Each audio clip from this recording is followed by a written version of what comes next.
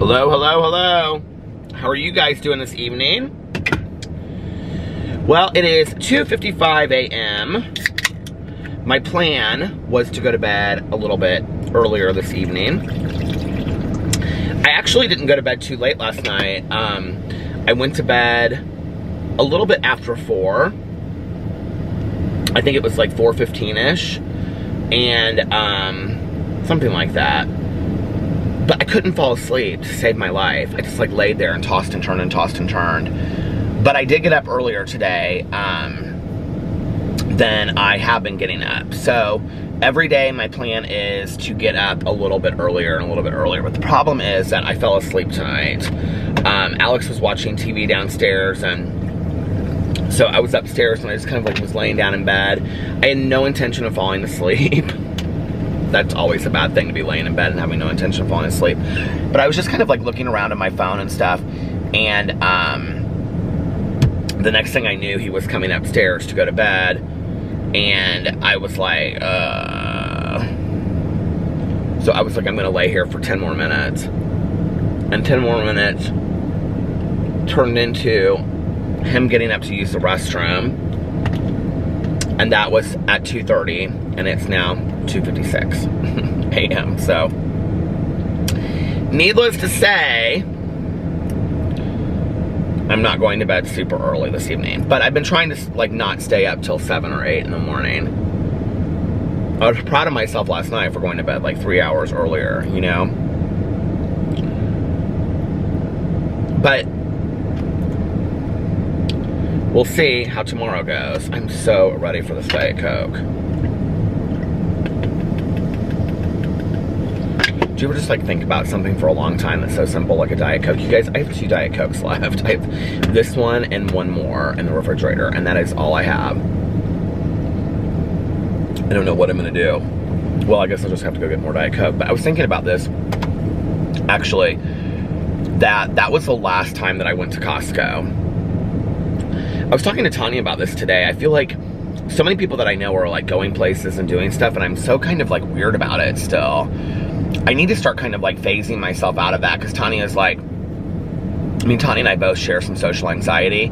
Well, I have a lot, you know, and she was telling me about, she had to run into Target to get something, and she said there were so many people that, like, she walked in and she just was like, this is too much, like, and she like walked out. She's like, I'll just get it somewhere else. I can't remember what she was getting, but she said, yeah, it's crazy. And so I'm like, well, I haven't really been anywhere. Like, in the last month, I've maybe been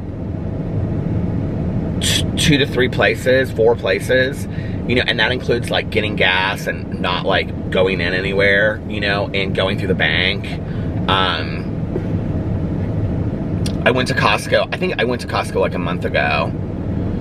It's 2 months from tomorrow that I know it because it's every Thursday since Valerie and I went to the casino, which seems crazy to me that was the last time. It honestly doesn't seem like that long ago that we were there. But, you know, I was thinking about that today, because I was like, tomorrow, I said something to Alex, we were sitting downstairs. It's just been like the laziest evening. We have just been like doing, he is so obsessed with this game. I don't know what this game is. I said, I keep on asking what the title is, and he'll say like one word, and then he'll say, I don't know. Like, he doesn't know what it's like, you know, like if it's like, I don't know, he doesn't, you know. Like if it was like Grand Theft Auto, he'll go, Grand, I don't know. And, but he's like obsessed with it, and he was like cracking up tonight. He's like, I don't know why I'm so obsessed with this game. But I said, it looks like The Sims, because he was like showing me. He's like, look at my town that I built. And I said, is it like The Sims? And he was like, it's kind of like The Sims, but you don't really care about like what the people are doing. You're just building your town. And he's like real obsessed with it. He's, I mean, on it all the time. Like, he'll be watching a show, and he'll like pause the show to like play his game, which cracks me up. He's been, you know, this is his, what is this? This is his 2nd day back to work today. He's fine. He likes it. He likes being active during the day. I think he was really over just sitting at home, you know, all day long. And he had work that he did from home, but like it wasn't so much that you know, he was constantly going, you know, for an 8-hour day. It was nothing like that. And I do have to say, like today I made videos on all of my channels. Well, number one, it was nice getting up earlier and getting that stuff done earlier.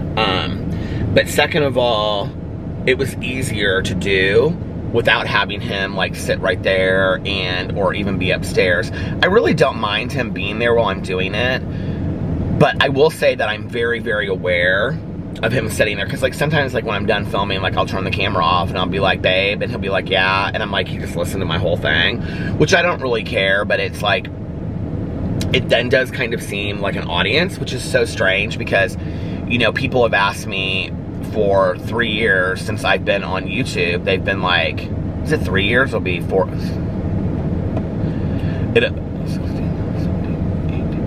It'll be 4 years next week. Next week is my YouTube anniversary with BookTube. I was just sitting here doing a little research. I'll tell you what I was doing research on in just a second. It wasn't really research, but why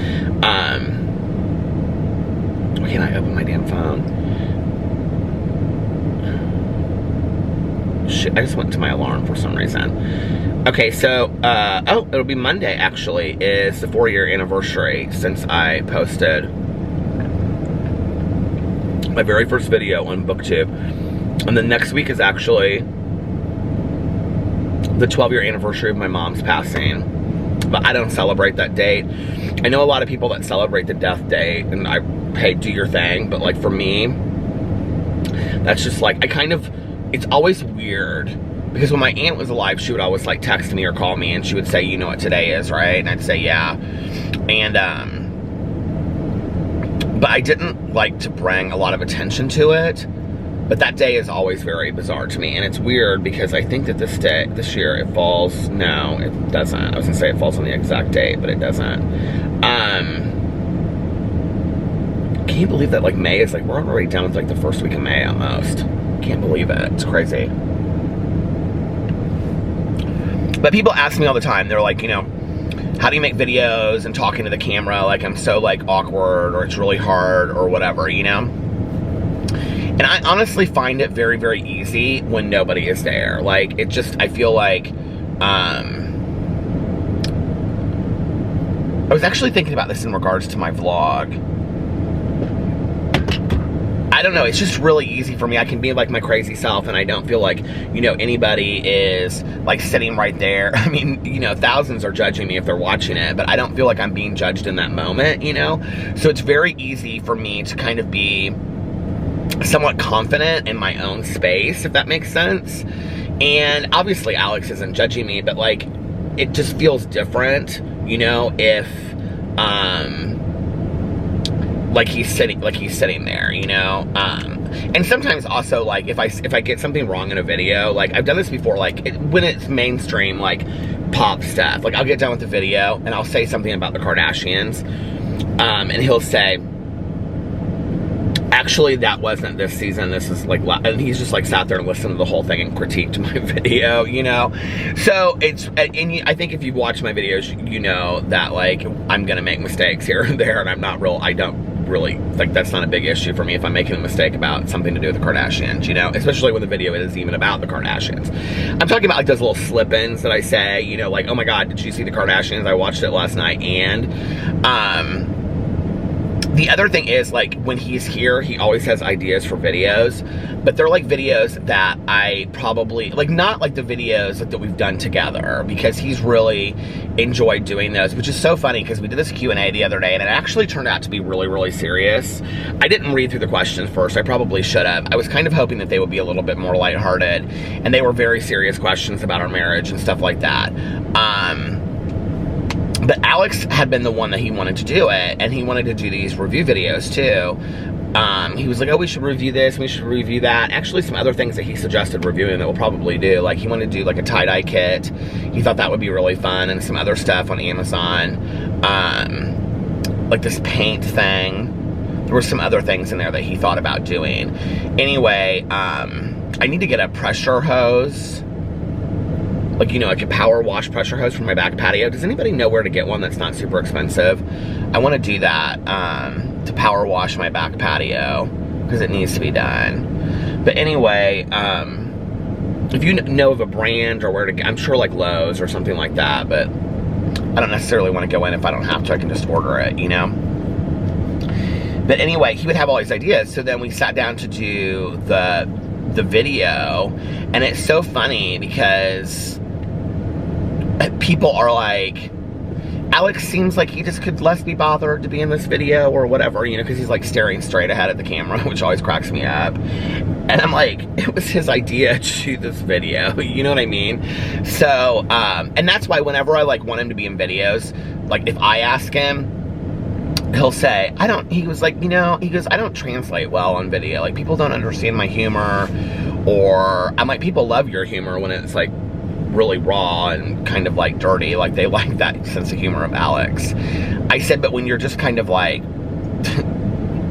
what to other people would seem like you're very, very serious, no, I don't think they understand that sense of humor. You know, when you're just kind of like staring at the camera for 2 minutes straight. And, but anyway, I'm just glad that he wants to be in some videos. I was reading the comments to him because, like, there were a lot of people in our review video. We did, the last review video that we did, we had a really fun time doing it. We got laughing so hard. What was it? It was something that we cooked. Oh, the vegan chocolate chip cookies. And we had such a fun time filming that video. We got laughing so hard. And afterwards, I said to Alex, I said, look at all the comments. The comments are like, oh, you guys should start a couples channel. You guys have started a couple, you should start a couple channels. What I would love to do, you know, I would have 18 channels if I could. And Alex goes, well, there's something that won't be happening anytime soon. And I go, you don't want to do a couples channel? He goes, no, I just don't want to deal with the commitment of having a channel where we have to post 2 or 3 times a week and, you know, blah, blah, blah, whatever. He was like, if it wasn't for that, he was like, I just don't, you know, want it taking over our life. He was like, you have YouTube and you love YouTube but he was like, I don't want it to be like, okay, we have to sit down and come up with something to film. He was like, I don't want to do that. I don't enjoy that. I'm like, okay. So we won't be doing a couples channel anytime soon, but I did say to him, I said, well, maybe you can be in more videos then, because you seem to enjoy it while you've been off. He was like, yeah, I really enjoy it. The food ones are fun, so maybe we can do more like food reviews on my review channel. I love that channel. I have so much fun on that review. I mean, I love all of my channels, but I have so much fun on that review channel because I can just like, I feel like I can just like be my goofy self and just totally have fun. And, you know, I've had some people message me and they're like, it's so funny that you act like you don't know how to use these things. I'm like, I really don't know how to use these things, you know? Like, I did this Angry Mama microwave cleaner today, and she's supposed to spray out of her head and clean your microwave, and it totally didn't work. I mean, it didn't work the way that it's supposed to. And so I was like, afterwards, I was like, maybe I didn't tighten her head on right or something. I don't know. Like, maybe I didn't tighten it all the way and that's why it didn't work. So I'm going to try it again and see if I can get it to work the second time. Because I'm like, I really, you guys, I can't figure out how to work these things half the time. But that's also what I think is like, what's so funny about that channel, because it's like, these are supposed to be review things that you literally purchase and they're supposed to be real easy to buy, and then you buy them and they don't work at all. They don't like make any sense based on the instructions that you're given, you know what I mean? I love that channel. I have so much fun. And my Peterisms channel, I have a huge project that I am underway to do over there, which I'm keeping in the wraps.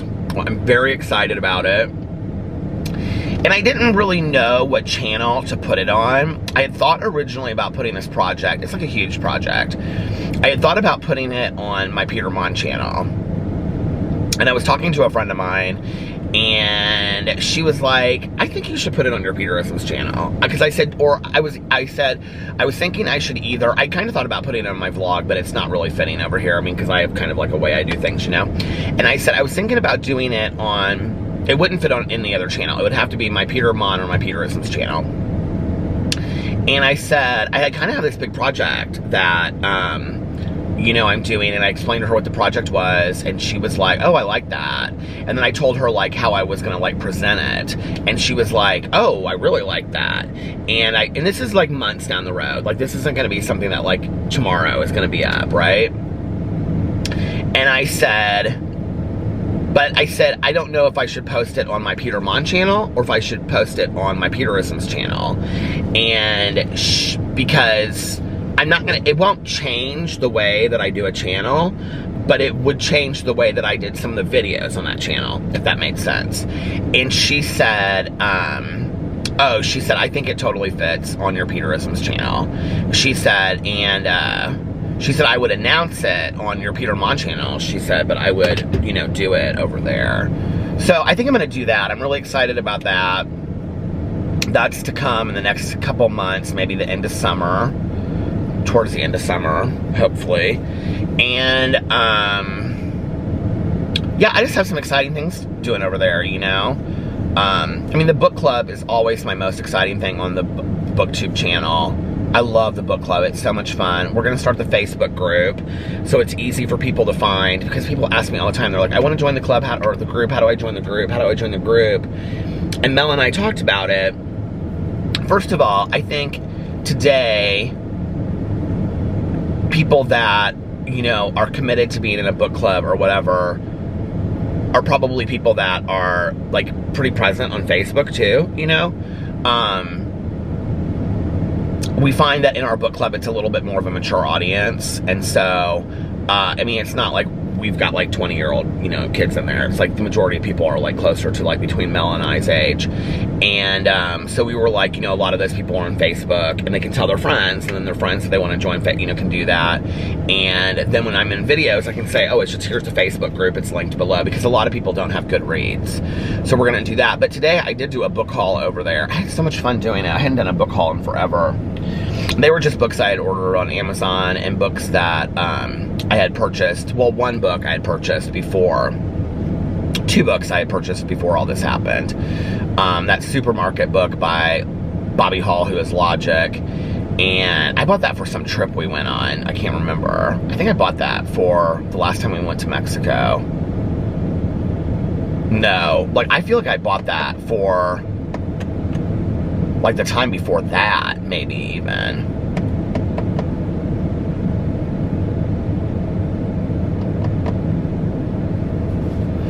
Because I don't even think I took a book with me when we went in December, because I was so checked out.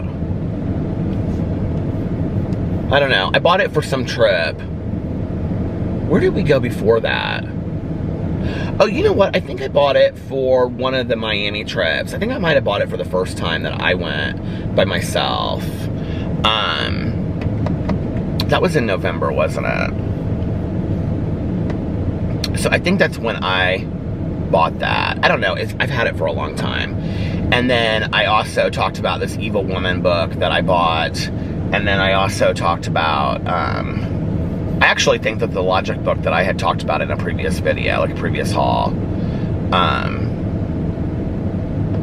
And then this Evil Woman book that I bought at Half Price Books, like right before all this went down. I went into Half Price Books one day, and I was like, I actually talked about it on here, I think. I was like, I haven't been in a bookstore in a long time. And I bought it then. It kind of looks like junk, but I mean, it looks like a real, like, kind of like cheap anthology of, like, all of these female serial killers or whatever, female killers. But, the box around my head is flashing. I think that's what I see sometimes out of the corner of my eye. But it's called Evil Crime or Evil Women, maybe. I think it's called Evil Women. I don't know. But I had fun doing that. And so then the next BookTube video that I'm going to do is an Audible haul. So you guys probably won't care about that because you'd be like, I've heard about that all over Peter's vlog channel already. And then, yeah, and then the review channel, I just want to get a bunch of more stuff to review. It'll be a little bit easier when stuff opens up. Especially Starbucks, because then I can go back. I wonder if Starbucks has any new drinks. I haven't looked in forever. Oh, here's what I was Googling. I was searching. So, did you guys hear that what Elon Musk and his girlfriend Grimes, like they named their baby? I don't even know how to pronounce it, but they said, they were trying to figure out how to pronounce it, and they said the best,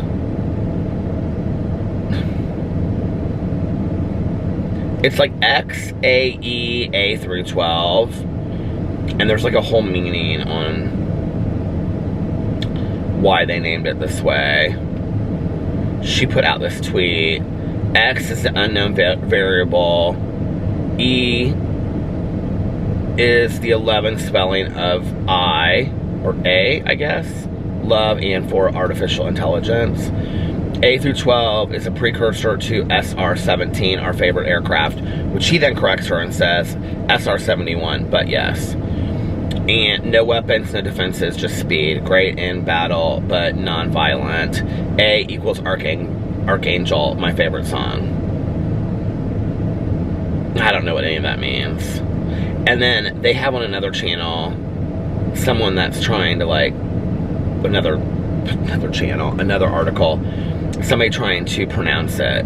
But did you know that Elon Musk was a year and a day older than me? His birthday is June 28th, 1971. And I'm June 29th, 1972. Isn't that interesting? I don't know a whole lot about Elon Musk.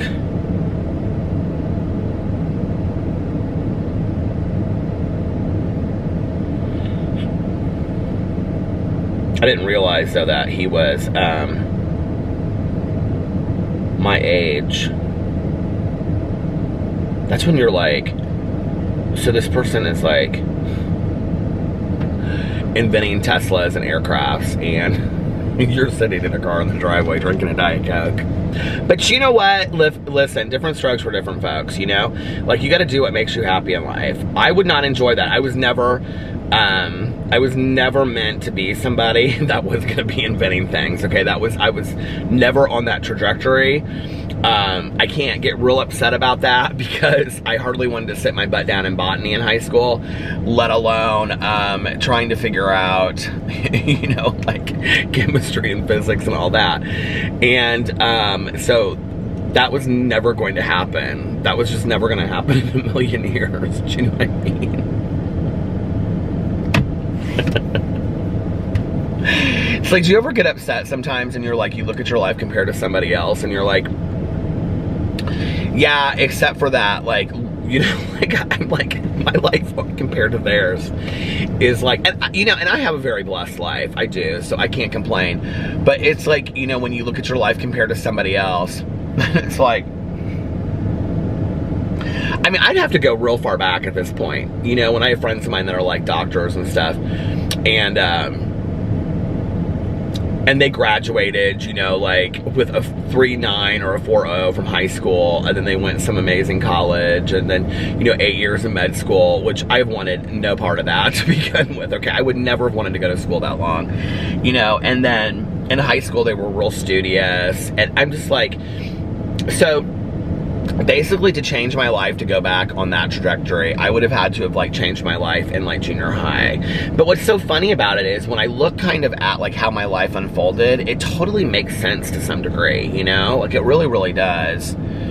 And it makes sense that I ended up where I'm at.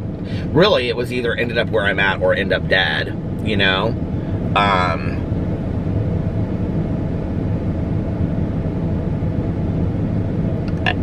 I don't know, at the rate that I was using, that I was going to end up being alive on this planet or this earth for same thing, I guess, for a real long time, you know? You know, I had lunch with my dad last summer, and we got talking about this, and he said, like, he was like, without a shadow of a doubt, you'd be dead right now. And I said, do you really think so? Oh, I'm absolutely sure of it. And, you know, I think about that, and where I was headed, and where I ended up, and it's very scary to me, you know? That, but for the grace of God, I'm sitting here right now.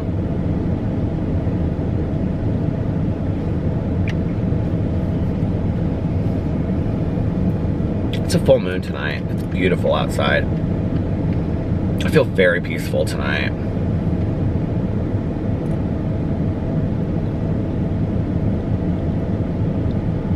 You know, I was talking to a friend of mine today, and she's not even in recovery, my friend that I was talking to.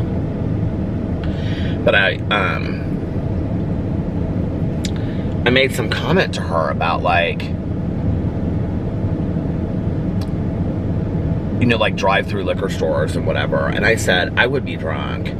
Like, if this was back at the beginning of my sobriety, I was willing to use anything as an excuse to use. Funerals, weddings, everything. And everything, you know, talk about selfishness and self-centeredness of the disease. You know, everything was about me. Everything had happened to me, you know? This whole thing that we're going through would have been this very woe is me moment. And you know, I get shadows, like when I meet people today that are in early recovery, or people that like come in and out, in and out, in and out, I see shadows of who I think I would be today if I was still drinking and I was like in and out, you know, the program. Of people that make a lot of excuses. And, you know, like, I would be that person that everything that's going on right now was happening solely to me and nobody else. And if you knew how bad it was for me and blah, blah, blah, whatever, you know? And I think that one of the coolest things I've seen, and it's not just because I'm in recovery, because I've seen this from all over the place, is this amazing sense of unity that I have witnessed from people, you know, and people helping others out, people that are very, you know, fortunate financially, helping others out that are not as much. And,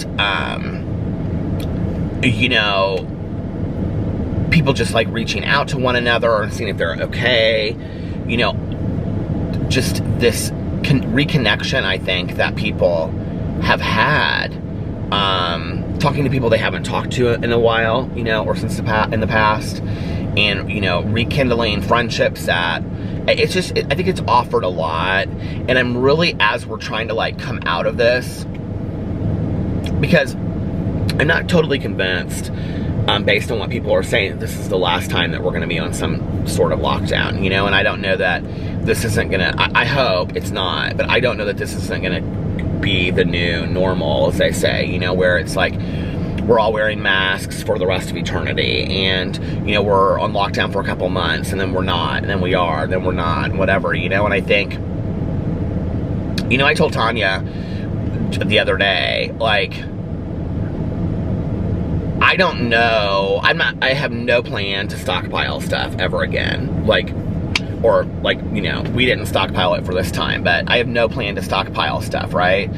But I think at any given time that, like, you know, in our basement, because we have a storage area in our basement, I'm always going to have like a thing of toilet paper, thing of paper towels, you know, masks, gloves, hand sanitizer, just like one of each. I don't need like stockpile, like I said, just one of each, right? And in case we go through this again, like, I don't, you know, and maybe just always make sure that we have some surplus food on hand, and that's all. We don't really need a whole lot more than that, you know. But I think because we don't know, like, if this is going to be the new normal, then I think that to be prepared is smart, and to just be ready, you know.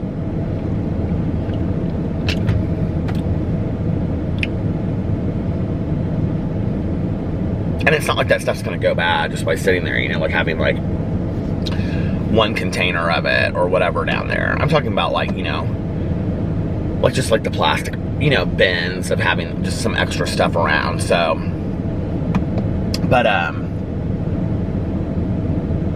because I think it was kind of like that frantic energy at the beginning too, that forced a lot of people to freak. Including myself, you know, like when I was going to the grocery store and stuff like that, I was like, what do I get? What do I get? Like, what do I need? What do I get? You know? And now here it is, and it's been, what, a month? I don't even know how long it's been since I went to Costco. It was the last time that I went. That day was when I got all that stuff, and I said, because I don't want to go for a while, and it's literally been like a month. Like, that's crazy to me, and what I realized was I really have no need to go out into the world on a regular basis. You know, I'm not going to stop because I enjoy going to do things. You know, I enjoy being of the world, and I'm going to do that. Will I be a lot safer when I go back out there? Yeah, because it's a different world. Will I take precautions? I looked up and it had flipped off. Will I take precautions? Yeah, absolutely I will. You know, it's a different world that we live in today. Just crazy.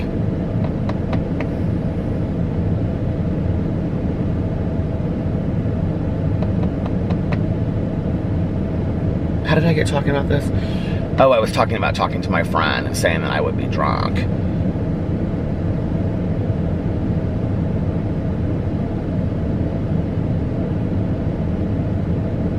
But then, you know, I think also that there are like moments that I think about it where it's like, would I, if I were back then, it doesn't really matter, it's a moot point, right? But would I feel sorry for myself and then I would drink? Or would I feel like I can't leave anyway, so this is more of a reason to stay at home and not drink? I know there's a lot of people, I've heard of a lot of people that have relapsed, and I've heard of a lot of people that are using this as, you know, a reason, this pandemic is a reason to say, okay, well, I can't go anywhere, I'm at home. And some of them are on Zoom meetings, you know, I've talked to people before and they're like, I've gone to like 8 Zoom meetings today. I'm like, seriously? And they're like, oh yeah. I've had friends of mine with 15, 20 years of sobriety that have said, like, at the beginning, they were going to like a meeting literally like every hour. And just partly, I think, because they could, because they loved like the factor of like the whole Zoom, you know, meeting and stuff and whatever. It is nice, you know, I mean, there's aspects to it that are very nice, in that you can just like sit there and listen and you can pass and whatever. A lot, especially with like the speaker meetings,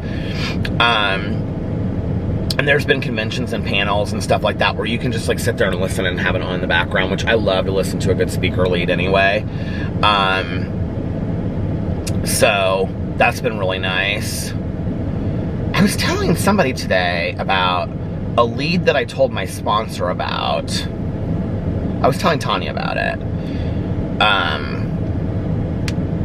Because I was like, did I tell you about this lead at the same time that I told her? And she was like, no, you never told me about that lead. I can't remember this lead, but it was with this woman, and she was saying that when she first got sober, like, she didn't like women.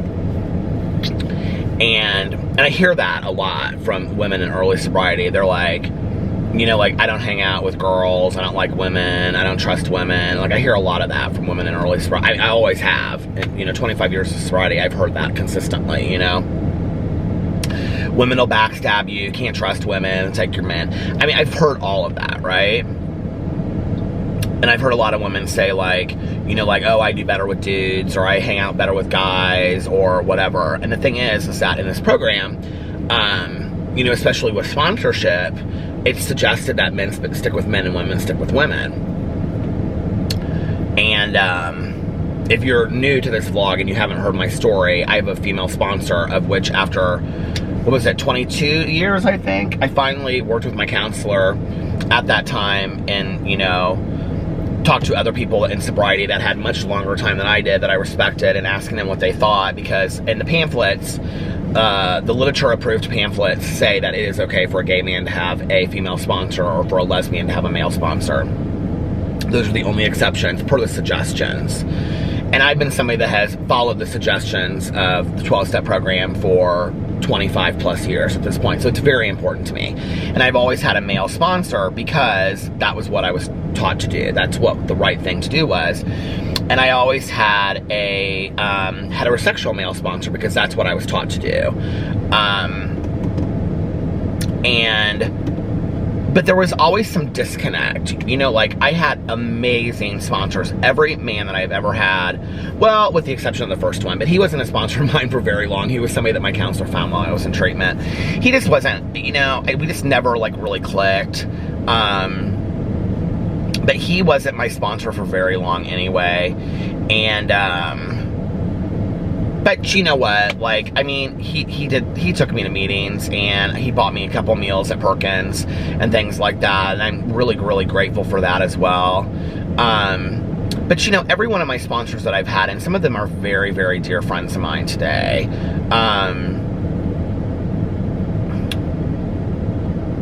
Okay, I stopped it because I went in and I started telling the story about one of my sponsors and the situation that happened between us. And although I don't think that he would care, it was a positive, situation that happened. Although I don't think that he would care, it's not necessarily mine to tell. I'm almost positive he wouldn't care, but it's not mine to tell. So I'm gonna go back to what I was saying before, and I was talking about there was always this detachment between my sponsors and myself. There was this lack of like a personal friendship, like a friendship relationship, And I think in early sobriety, your sponsor should be somebody that's not necessarily your friend, I think your sponsor should be a mentor, a guide, somebody that's gonna walk you through the 12 steps. Somebody that's there for you if you need to call them at 3 o'clock in the morning or, 2 o'clock in the afternoon or whenever, 10 a.m. And, somebody that can give you suggestions for the 12 steps and things like that, okay? But when you're having a long-term relationship with these people of years and years and years, and you're no longer in your first, let's say, 3 to 4 years, okay? And I'm giving that a lot, because by 4 years, you're pretty solid in your sobriety if you're doing what you're supposed to be doing, right? When you're, 10 years sober and 15 years sober and 12 years sober and 10 years sober, and you still don't have that relationship with somebody, it's difficult, right? So there was always this disconnect was the word I was looking for. There's always this disconnect. And, so, I would see, my girlfriends, because I've always been friends with a lot of, women in recovery. It is so hot in here all of a sudden. What is the heat on? Oh, 74. Okay. I was always friends with a lot of women in sobriety, and I always have been. And, I would see people have, like Tanya with her sponsor, she had this amazing relationship, but, they were friends, too. And she would be like, oh, we're going shopping, or we're gonna go see a movie, or we're gonna go out to dinner, or she's coming over, with the kids, and we're gonna grill out, and they did stuff together. I mean, we all went on trips together and stuff. And my other friends that were women, I mean, they had the same relationships with their sponsors, and so I thought, well, maybe that's the relationship that women have with their sponsors, but not men. But when I started paying closer attention, what I noticed was that many of the men that I was friends with who were, sponsoring guys that were coming in, they were playing golf within, 3 to 4 months, or they were doing double dates with their wives, or, going on, out of town fishing trips and stuff like that. Just even something as simple as going on a regular lunch or coffee date once a week. These were things I had really never had with any of my sponsors. And as much as I would like to sit here and say that I don't believe that it was because I'm gay, because I don't necessarily believe that's at the heart of it, I just think because they were all comfortable with, who I was as a person, and I never felt uncomfortable talking to them about anything. They all loved me, unconditionally. I know that, all of the male sponsors that I had. I just don't think they could, I don't know, somehow figure out how we could be friends, if that makes sense. And so that was when I started working with my counselor, and I was saying to him, I feel like I'm getting, I feel like I'm getting cheated. I'm not getting what I need in recovery when all of my friends have these amazing sponsors and stuff, and I don't have that, and I want that. And, so, yeah, and that's what I wanted. And I had somebody in mind, and she's changed my life, but I do have that today. I do have a friend today. My God, she's driving me crazy. When I talk to her, she's so funny, because she's redoing her whole kitchen. And I'll talk to her, and she's like, well, first of all, she's obsessed with this Keurig latte maker that she has. She makes 10 lattes a day. And,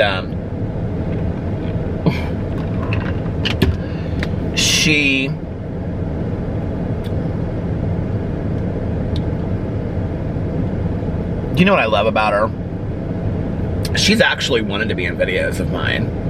I'm like, I'm not sure I'm willing to open you up to that. And she's like, oh no, I would love it. I want to be in videos with you and whatever. And she started sponsoring me, and then Tanya got her as a sponsor about 6 months after I did. So Tanya and I actually are sponsor brother and sister, which is crazy.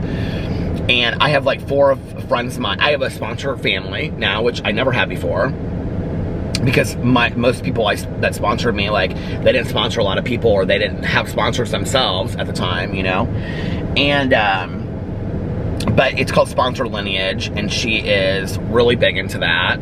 Like who her sponsor is, and who her sponsor is, and things like that. So I have a huge family, of which I'm the only brother. And, you know, it's fun because I'll see people that I know, and they'll be like, oh, isn't so-and-so your sponsor? And I'm like, yeah. And they're like, oh my God, we're sponsor sisters. And I'm like, I didn't know that, you know, and stuff. Or, you know, the sponsor cousins or whatever. So anyway, she is everything I didn't know I needed. She's a little bit Real Housewife, if that makes sense, but she's not. She's very independent and has owned her own business forever. But very much that look, you know? Which I would have always thought that, like, Peter's spiritual guide of the world would have to look very ethereal and very, like, kind of hippie-ish, you know what I mean? And she doesn't. And she's very into the extensions and the aesthetics and all that kind of stuff, which Alex and her always have great conversations because they love all that stuff. You know, she's always getting her nails done and whatever. And,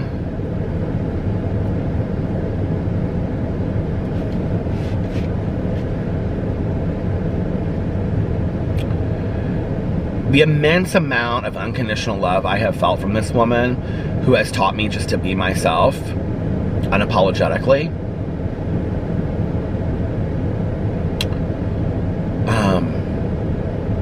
You know, and she never stops. She never stops. It's like whenever I'm talking to her, you know, she's always doing some new project.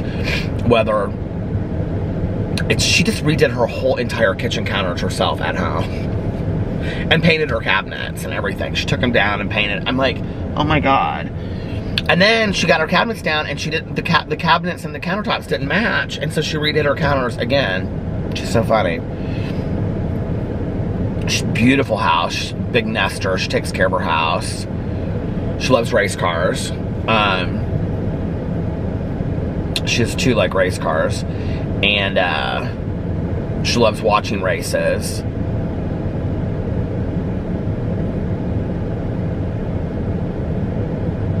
I think that's kind of like a lot of what I really respect about her is this dichotomy. Like, she loves, you know, like, getting down with the guys and watching, like, race car. You know, she knows everything about cars. She can tell you, I mean, I can call her up and be like, something's going on, and she'll be like, it's this, this, and this. I mean, she knows everything about cars. But then, to look at her, she's extremely, like, she's very feminine, you know? And I think she's always wanted to kind of prove that to people, you know? Like, respect me, how I choose to look, and because I can fix this car, you know, any way that I want to, and I know more probably about it than you do. She never comes across that way. She's very sweet, and she's changed my life. You guys, this is a mess. First of all, it wouldn't focus, but this is a mess. Okay, my battery died, so I'm sitting here, and I have these 2 batteries. Well, I have 1 in my bag. So the battery died. So I'm sitting here, and I'm changing the battery, and this one flew over there and went in the side panel of the door.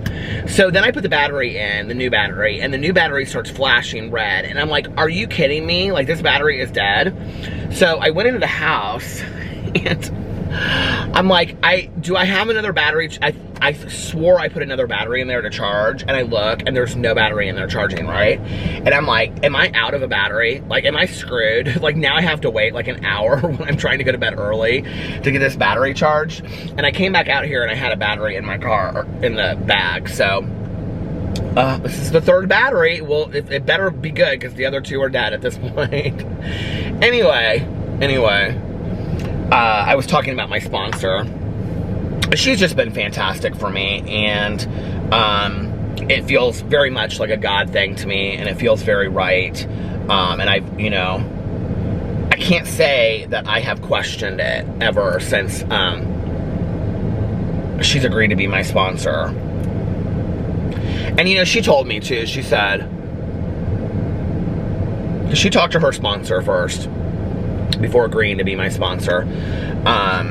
And I rolled up my window to go inside, and now it's hot in here again. She talked to her sponsor first, and she said, if you were in early sobriety, I wouldn't sponsor you. She's like, I think in early sobriety, men need to sponsor men and women need to sponsor women no matter what. I'm very thankful for the men that I had as sponsors in sobriety, I learned something from each and every single one of them. They're some of the most amazing men I have ever known in my entire life. My one sponsor single-handedly taught me, the meaning of being a person of character. And was just no nonsense, with me. And I just feel very blessed. I feel very blessed, and you guys know I'm a spiritual person, and I say God, but that to me is just my idea of what a higher power is. I'm not a religious person. But, I feel like God put certain people in my life for, reasons. Like they say, reason, season, or a lifetime.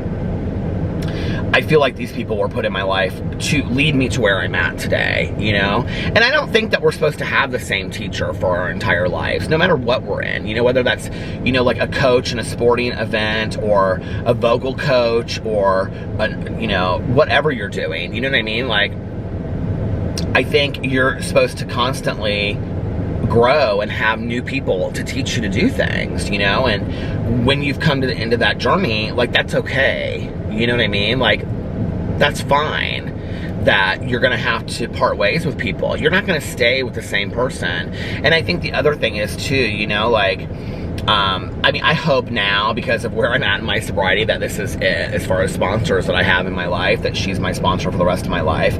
Because I am, I'm getting what I need. But if at some point, I'm not anymore, I would go ahead and find another sponsor, and I would say, there are other things that I need at this point. I don't know, what that would be looking at it right now, but, if that were the case, and I would feel comfortable saying to her, there are other things I need to work on that I feel like you can't give me as a sponsor right now. But, I had that conversation with my sponsors of the past, and each one of them brought me so far. It's very much kind of like the Wizard of Oz, and you get so far, then you stop, and you need a new teacher, you know what I mean? It's like that. And I feel very blessed that I have had some great teachers in my life, not just in sobriety, but in all areas of my life. I've had some amazing teachers, and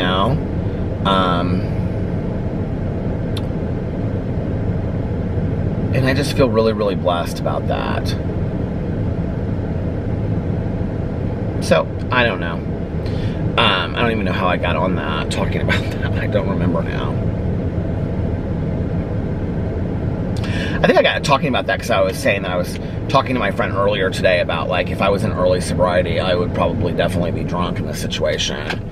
I thought a lot, I haven't thought about drinking through this thing, but I thought a lot about who I would be if I was in, I keep on smacking my mouth, who I would be if I was in early sobriety right now. What would that look like for me? And it's very scary to me, which I think is why it's important for us to be the people that are there. Alcoholics and addicts are very good at using anything as an excuse to use, okay? I mean, you could literally turn a Tuesday into the worst, binge drinking, drugging event of your entire life just because it's a Tuesday. Oh, it's Tuesday, did you know that? I mean, or whatever, you know what I mean? We don't need excuses, but we use things as excuses. But this would be you know, like, I'm stressed out. I can't go on. I don't know what's going to happen. Like, you know, this is affecting my job, my family, blah, blah, blah. I mean, I could see this as being just like so many ways that you could use this as, and I mean, I've heard some people do this, you know, as an excuse to use. But then you have to think to yourself, well, there are other people that aren't using through this, you know. But I don't know that I had that wherewithal at the time that I first got sober, that I really wanted to hear what you had to say, if that makes sense. And I really cared what you were doing for your, I mean, I just didn't. I didn't really care. I was like, okay, do you, but I'm getting drunk because I can't handle this.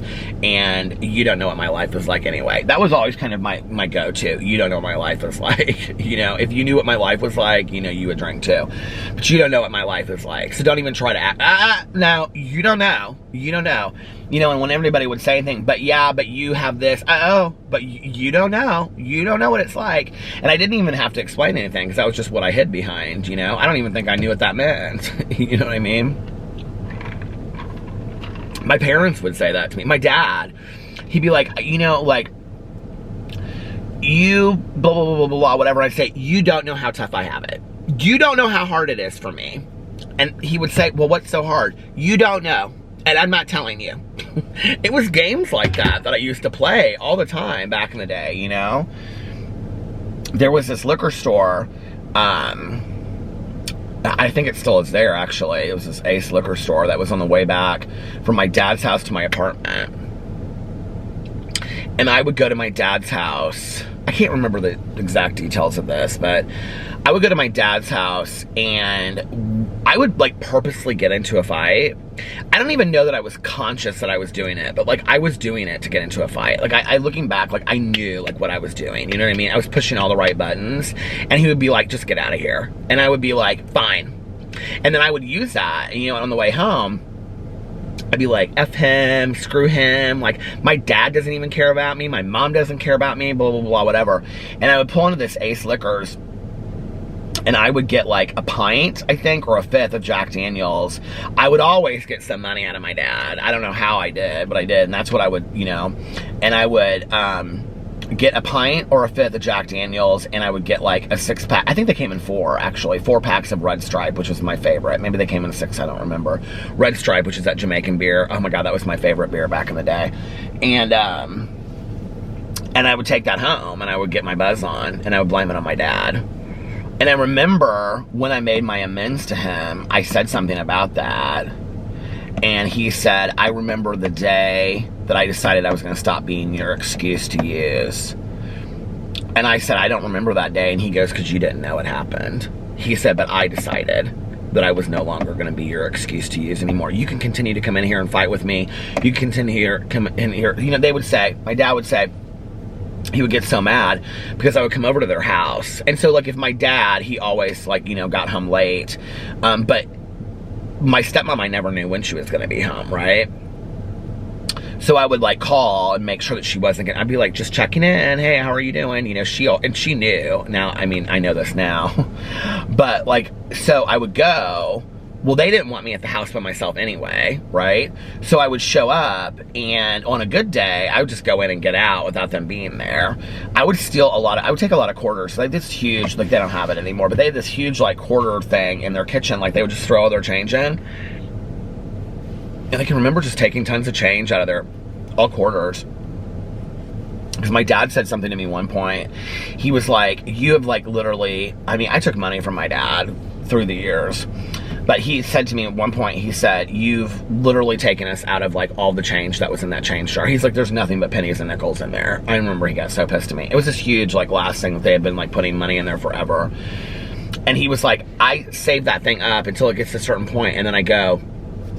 And he was like, I take it to the bank. And he was like, and you've taken every quarter out of that jar. I literally would go through there and just take all the quarters out. It was ridiculous, you know. But then I would do a load of wash because I didn't have to pay for wash then at my apartment complex, of which I was always like, if my dad would ask me about the quarters, I would say, they're for laundry. I have to do laundry. But I was really doing laundry at my dad's house. I'd come over there, I would do a load of laundry. And if I didn't get it washed in time to get out of there, I would just put it wet in the laundry basket, and then I would take it back to my apartment complex and I would dry it there because we had a washer and dryer in the basement.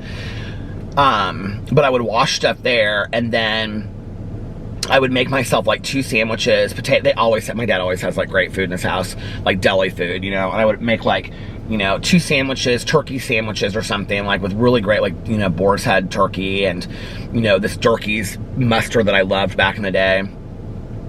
And then potato salad and all. I would eat like this whole meal, right? And then I would get like a trash bag out, like not a trash bag, but like a, what do you call it? A grocery bag, like the paper grocery bag. And I would put like paper towels, like 3 rolls of toilet paper. I would put like I would take coffee. I would grocery shop basically. And my dad called me on it. He'd say, I'm so tired of you coming over to our house, eating in our kitchen like it's a diner, doing laundry like it's a laundromat, and grocery shopping in our pantry. He was like, you know, and my dad was paying my bills at that point too, so you even talk about the level of spoiled brat I was. I just didn't even get it, you know, I just didn't even see it. I felt so entitled to, like, all of it, which is so bizarre to me today, like, you know. I remember a couple years ago, my dad gave me, like, a new key to his house, and I kind of laughed when he gave it to me. And I said, and he goes, why are you laughing? And I said, Dad, I haven't used the key to get into your house in 20 years. And he goes, what? And I go, I haven't, like, when I come, I ring the doorbell. And he goes, do you? And I go, yeah, this is probably 5 or 6 years ago. And he goes, do you? And I said, yeah. And my stepmom was standing right there, and she goes, who is texting me?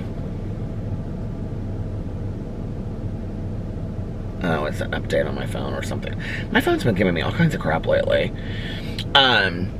My stepmom was like, yeah, he always rings the doorbell. Like, he never just walks in the house. I said, I think it's disrespectful. I don't do that anymore. I'm not that person today.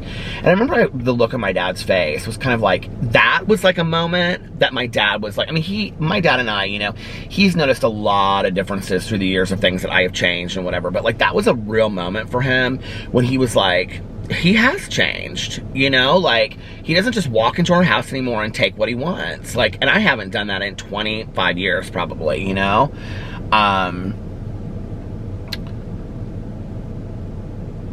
I'm not that person anyway today. Like, I don't walk into people's houses. Like, I know a lot of people that do that. I'm just real uncomfortable with that anyway. Tanya, for years, all the girls that she sponsored and stuff like that, she always had these girls walking in and out of her house. And I can remember I would say to these girls, they're like, you know, 20, 22 years old, I'd say, that is disrespectful. You don't just walk into Tanya's house like that. Psh. And I'm like, if her husband is standing there, like, it's his house, like, right? Like, he should be able to walk around the way that he wants to. I've never walked into even Tanya's house without, like, I'll be in the parking or the driveway and be like, girl, I'm out here, can I come in? I've never walked into somebody's house like that without them knowing that I'm coming. I think it's rude. Like, that's one of my big pet peeves, just so you know. Don't ever just walk into my house. Well, first of all, my house is locked at all times anyway, so you ain't gonna have to worry about that, but I just think that looks like a big pet peeve of mine. But with my dad, it's more of a thing of respect, you know?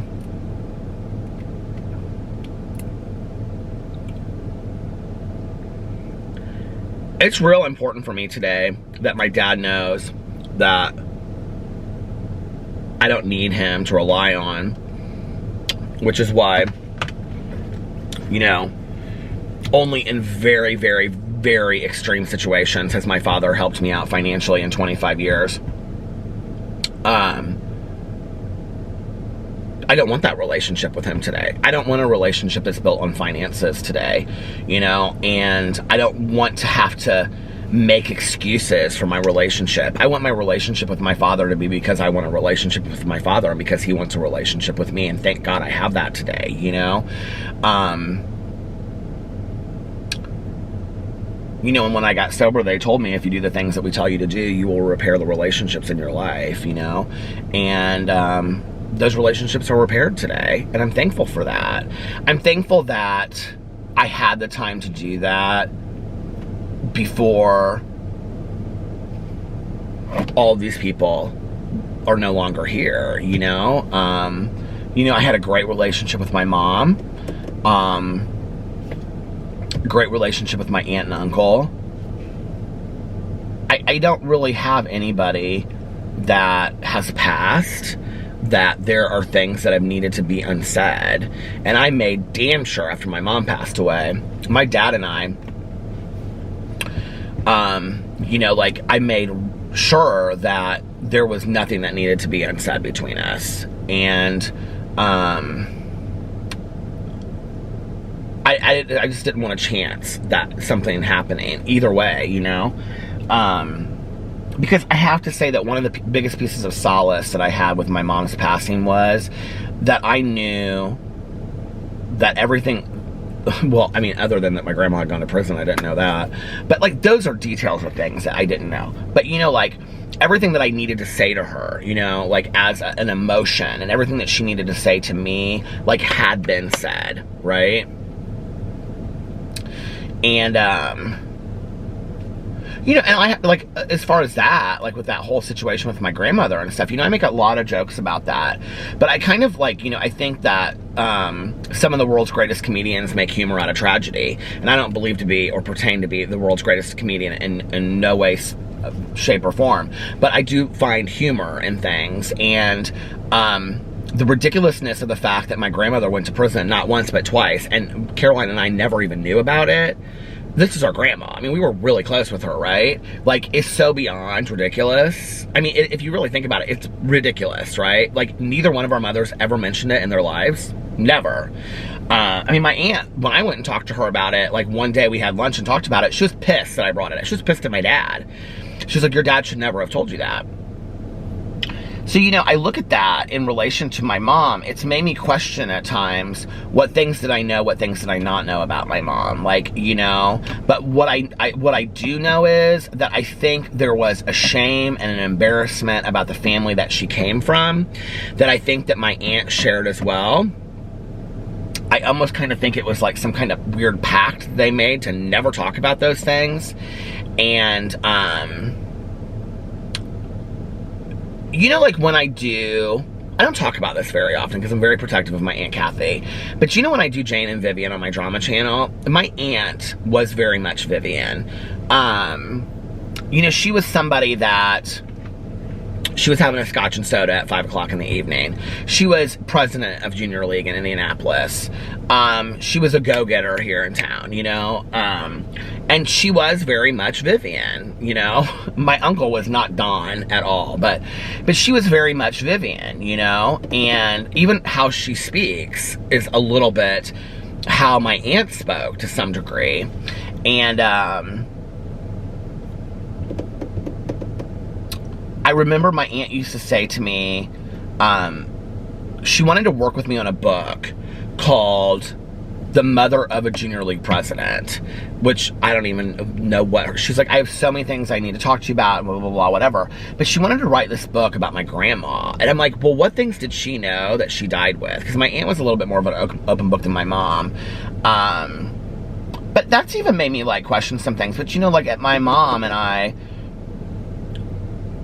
the emotion is what I have never questioned with her, you know? And, like, even when my dad told me, he was like, you know, your mom and your aunt were so afraid of you and Caroline, like, not loving your grandma if you knew those things, which is ludicrous to me, you know what I mean? Like, my grandma, to this day, although I don't find it hard to believe, I gotta find a picture of my grandma to show you guys. Like, that, I can't believe I've never done that. Or maybe I have, I don't know.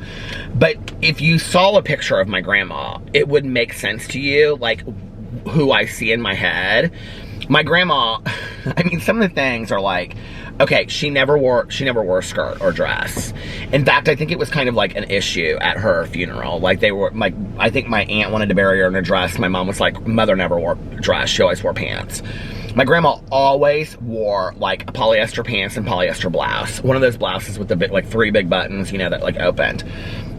And always some kind of, like, chunky, like, necklace, like big pearls or something like that. Not real, obviously, but you know what I mean? Some necklace like that.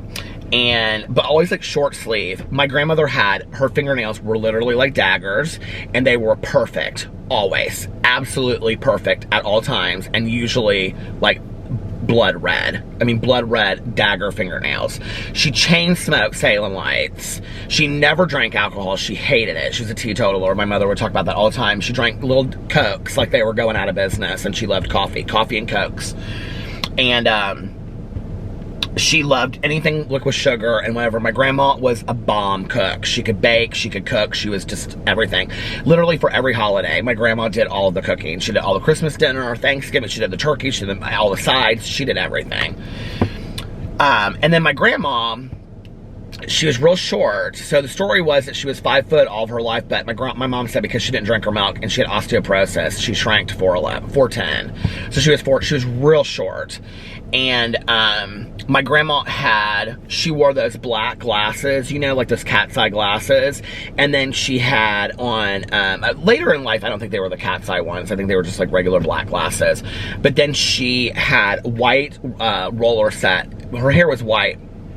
So my mom's dad died supposedly when my mom, well, she was, not supposedly, he died when my mom was 4, and he was, I think, 39 years old. And supposedly, allegedly, in my conspiracy speculation, my grandma's hair turned white like that, is the story.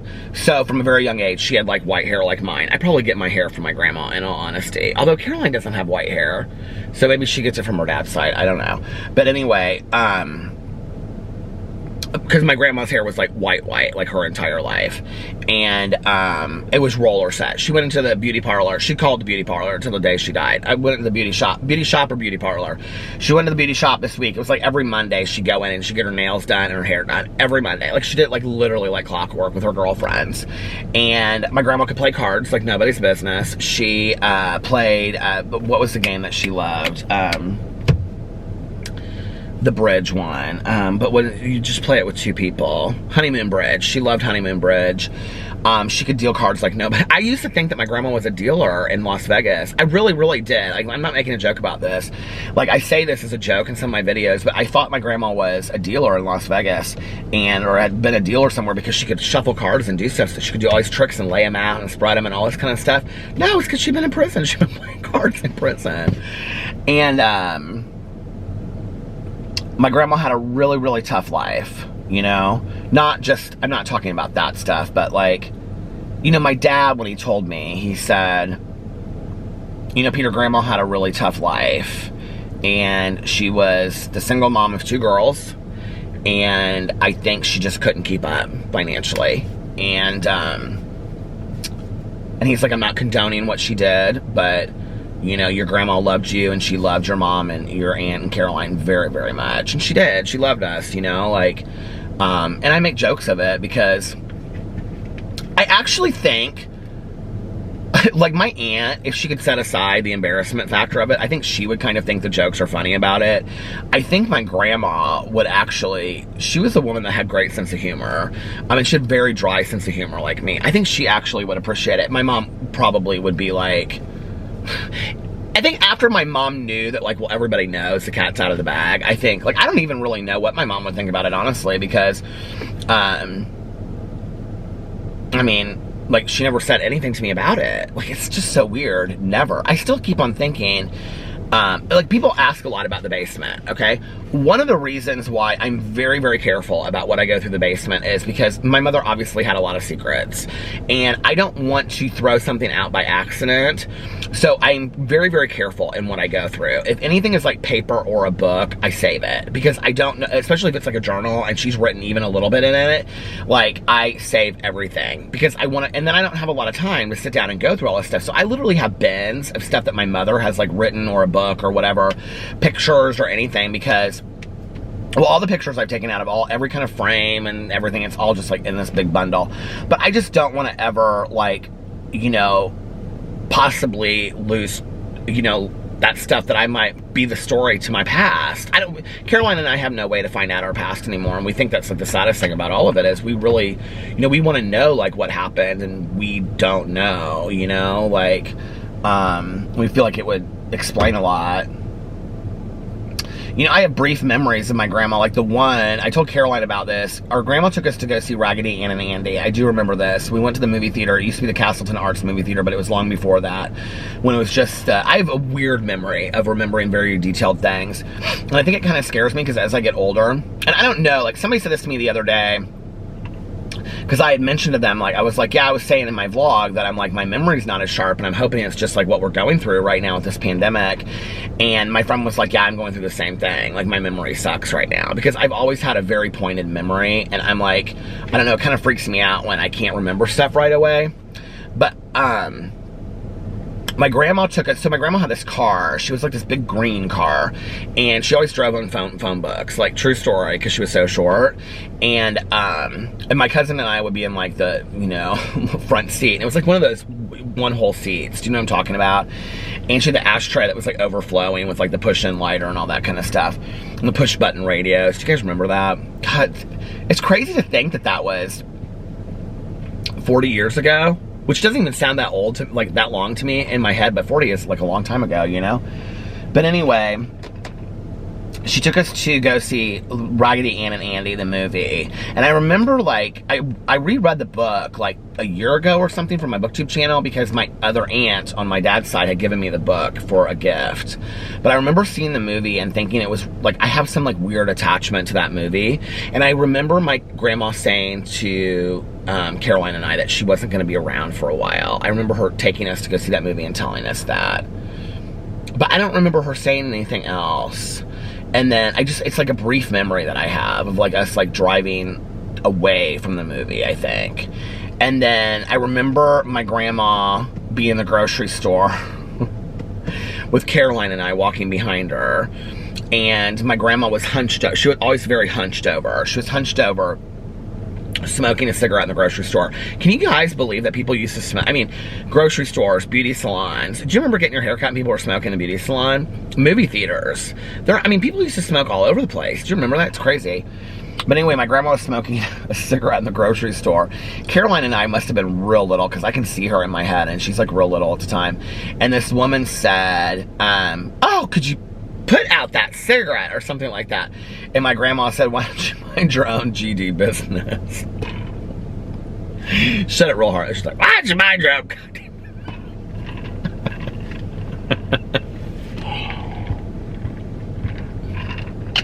I can remember, this is so true of parent relationships. And my mom would say this to me. She'd say, I know this is going to be you with me someday. I know this is going to be you someday. But I would like come home from school like when I was probably like, well, my grandma died when I was like 13, so this would have been before that. But my mother would be like this. And I would be like, what's wrong, Mom? And she'd be like, Mother is driving me crazy. And I'd be like, what? And she'd be like, your grandmother calls me every half an hour and asks me, did you feed the dog? Did you take Peter to the dentist? Did Peter get to school okay? Did you feed the dog? Did you take Peter to the dentist? She's driving me crazy. Then she'd say, you know, she'd say, I know it's going to be just like this for you someday, that you're going to like, it's going to, when your mom calls, it's going to drive you crazy. And I would say, oh, Mom, that's not true, you know, and then I'm like, true story. My mother drove me crazy. She would, you know, like I said this about the stalker situation, but this is true. She would leave Post-it notes on my door. Just stopped by. Sometimes her Post-it notes were so long that they would like go up around the side and all, oh my God. Then I would come over to her house, and I actually talked about this in my Angry Mama review today. I have a minute left, and watch, I'll forget, because it's going to stop here in a second, but watch, I'll forget, and then it'll just stop itself. But I did this Angry Mama review today, which was the microwave cleaner. I can't believe I can tuck my hair behind my ears. Isn't that so crazy? But anyway, so I said something about my mom, this Angry Mama, and I said I used to stop by her house and she would have Post-it notes of things that she wanted to talk to me about, because she'd be so mad that I hadn't stopped by that many times this week when I had stopped by just the day before. I'd be like, Mother, I was just here yesterday. See, same tone that she talked to her mother.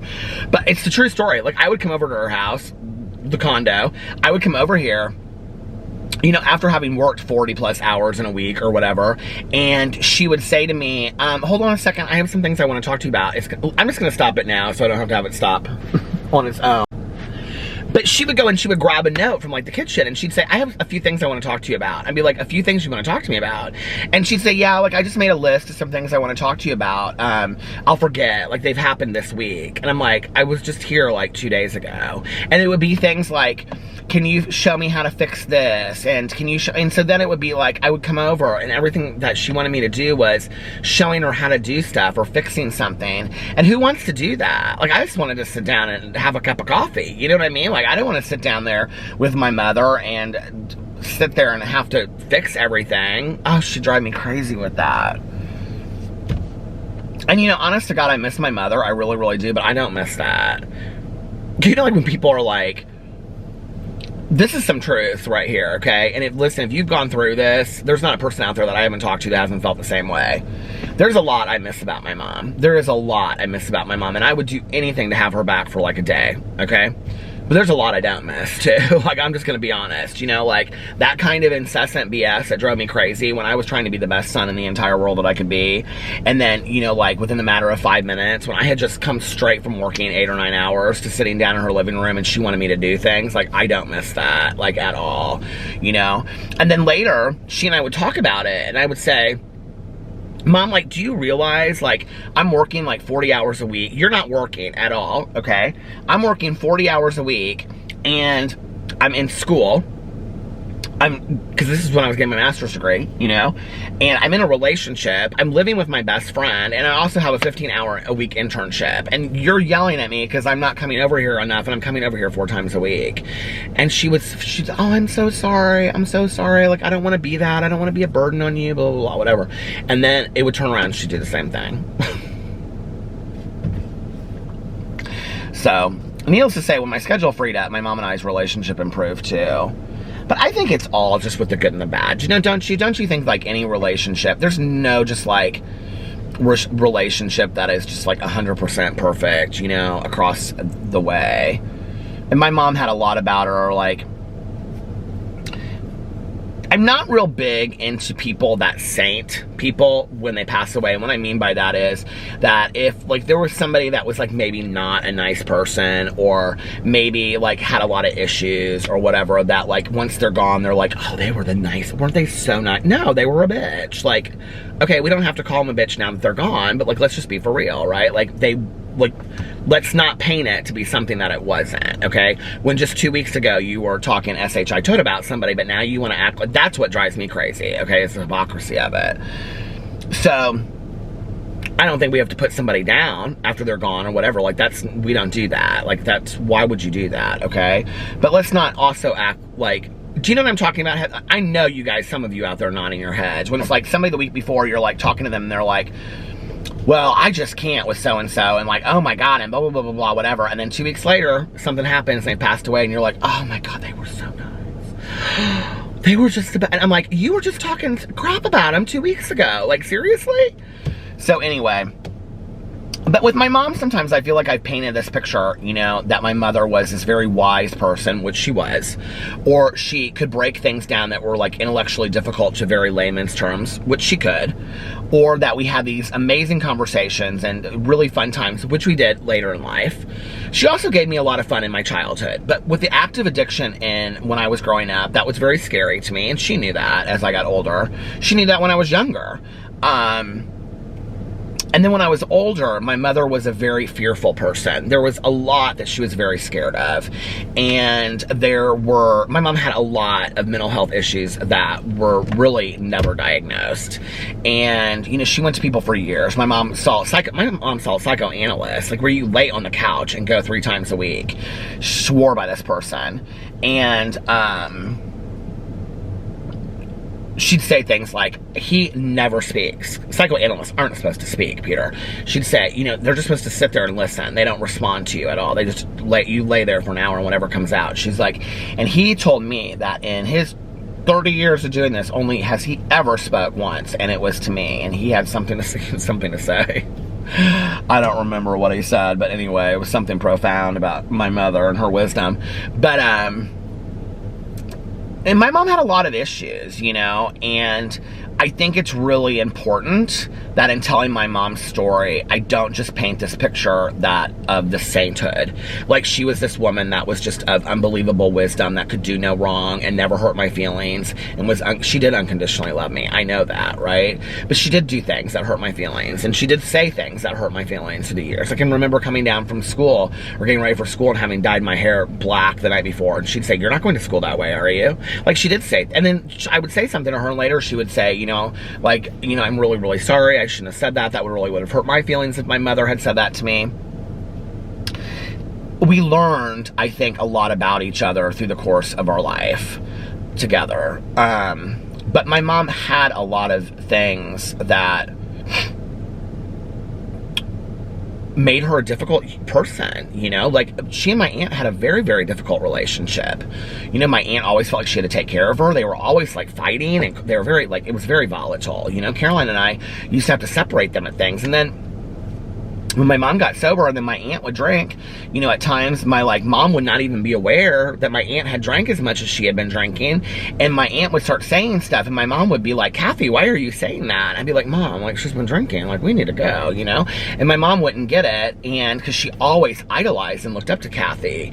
And so there was this very weird dichotomy that happened, you know, especially with Caroline and I growing up. And so when I say that a lot of this stuff would have made sense to us had we known it, it's because there was a lot of stuff there. You know, our mothers did the best job they could. You know, they came from very difficult backgrounds. I don't even know the half of it.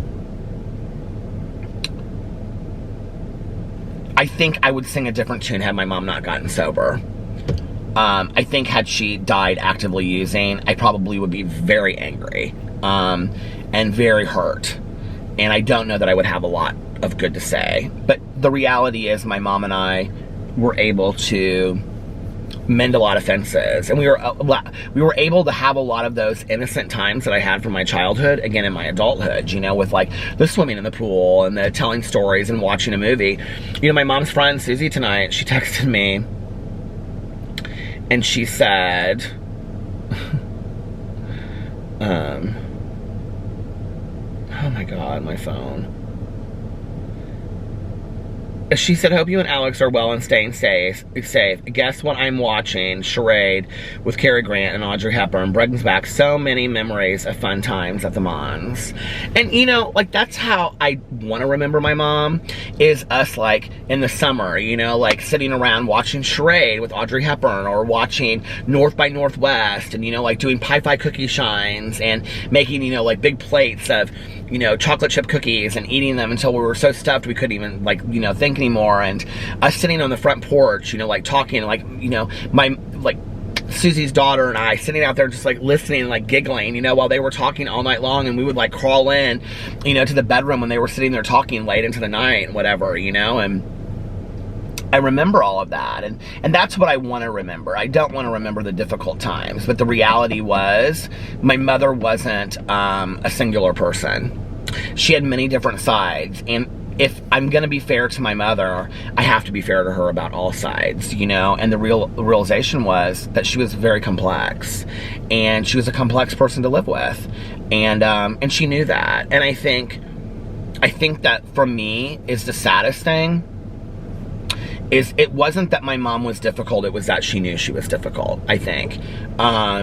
You know, she knew that. She knew that she was difficult for my dad, and she knew that she was difficult for Kathy, and she knew that she was difficult for me at times like that. And imagine that, you know, and I think, like, that's what makes me the saddest. And so towards the end of her life, you know, I only wanted my mom to feel joy and to feel happiness and to feel like that she was unconditionally loved, you know, because she was. And I know that she unconditionally loved me too. I don't think any one person is just all of one thing or all of something else, you know. I think we paint in these fantasies of, we paint these ideas of who people are, you know, even of ourselves, that we're singular or one-dimensional, and the reality is we just aren't, you know. We have so many things.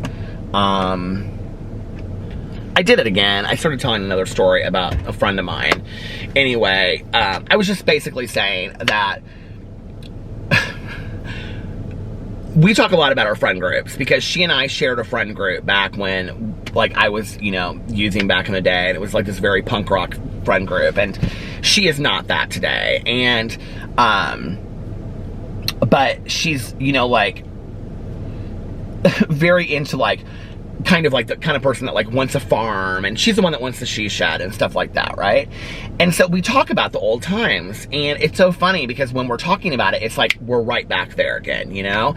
And I'm like, this is so funny because, like, we are obviously so not these people today when we're talking about, like, I'll be like, oh, do you remember this? And do you remember that? She's like, oh my God, do you remember going to this? And do you remember going to that? And all this kind of stuff. And we like tell all these stories from back in the day. And a lot of stories that like, I didn't know she was at some place and I didn't know she didn't know I was someplace or friends with somebody and whatever. It's like these names come up and, you know, all this craziness that we were talking about, like, I mean, it was just crazy stuff that we get talking about, you know? And like, I am still that person to some degree inside. But then I'm not, too, you know? And I think we all are ever changing. I hope so. But I don't ever want to just be the same person forever. I want to continue to grow and change and become a new person. And, you know, I think that's why I say at the end of my vlogs, you know, like, every day that we wake up, we, you know, aim to be the best version of ourselves that we can be. I think for me, being the best version of myself is also opening to it's so hot in this car, is also working on, like, who do I want to be? Creatively, artistically, spiritually, physically, emotionally. All of that, you know? I want to be I want the best life. And I don't think that's selfish. I think we should each have our own best life, you know? I think we can each have that. But what does that look like for each of us? What does that look like for you? What does it look like for me, you know? And I think it's about aiming for that each and every day that we get up. So, anyway, you guys, I've had so many battery changes and mistakes at this point. Things I've had to stop because the stories I was telling I shouldn't be telling, I guess. Anyway, half these people, I know if I told them, like, whenever I talk to my sponsor, she's like, you can tell the story. I don't really care. I'm like, I know, but, you know, or whatever. And like I said, she's like wanted to be on the videos before. So, anyway, good day. Good day to be alive. Every day is a good day to be alive, right? That's something we say in sobriety sometimes. Good day to be sober. And anyway, I'm gonna get off here now. Thank you guys so much for watching. If you made it this far, please put a blue heart for the Wolf Pack. OG Wolf Pack! Wake up tomorrow. Sing the song of your soul every single day that you wake up. And also put all kinds of colorful emojis for all the essential workers out there. Really, really appreciate you guys and your families. Because I think it's just as scary for the families, you know, as well as the people that are going out there working. And also, I think that's it for that part. Oh, don't forget to like this video and to make sure that you're still subscribed to my channel, please. I would really appreciate it. It would mean a lot to me. And I hope you guys are having an amazing Thursday, unless you have other plans. But like, is tomorrow Thursday? Yeah.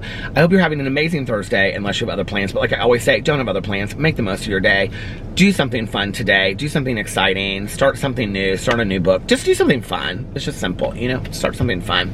Do something that will make yourself proud when you look back tomorrow or the next day or next week or 60 years from now or next year, 69 years from now. Family friendly. And if nobody else has told you this today, I love you. Make sure that you look at yourself in the mirror every single day. I was trying to figure out what it was, because I did my Peterisms video today, and I read this thing in the meditation book, or was it in the comment last night? It was a comment on here last night, wasn't it? I can't think of what it was now, that every time my friend says to me, it was a comment, and every time my friend says to me, oh, she always says, I love your face. I love your face. Anyway, if nobody else has told you this today, I love your face. I love you. I do. And make sure that you look at yourself in the mirror every single day and you tell yourself, I love you. And do at least one positive, you know, affirmation every single day and say, like, today is going to be an amazing day. Or if you're going to bed, say, tomorrow is going to be an amazing day. And if it's not, say to yourself, I can start the day over whenever I want. I can start it over like that. I can walk into the other room and I can say, I'm going to start the day over. So before you go to bed, say, if tomorrow is not the greatest day, I can start it over whenever I want. And in the morning, say to yourself, today is going to be an amazing day. 2 thumbs up. But if it's not, I can start my day over whenever I want. And do all of your other daily positive affirmations too. You know, all the good things that you need to say about yourself to believe, or things that you want to be true, or things that you believe to be true. Say those out loud to yourself. You know, you're a good person, you're valuable, you're, you know, worthy, your life has meaning. Say all those things to yourself. You're talented, you're funny, you know, you're good looking. Say it all to yourself. And also practice random acts of kindness, but like I always say, don't tell anybody. Just do it to put good out there in the world. Just do it because it's the right thing to do. And yeah, like it's just about, let's put as much flow the love out there as much as we possibly can. Put as much love out there as we possibly can. A lot of goodness, a lot of positive energy out there in the world. I'm a big believer in that. And keep the positive energy going. And I think that's it. Anyway, I love you guys, and I will see you tomorrow. Bye. Love ya.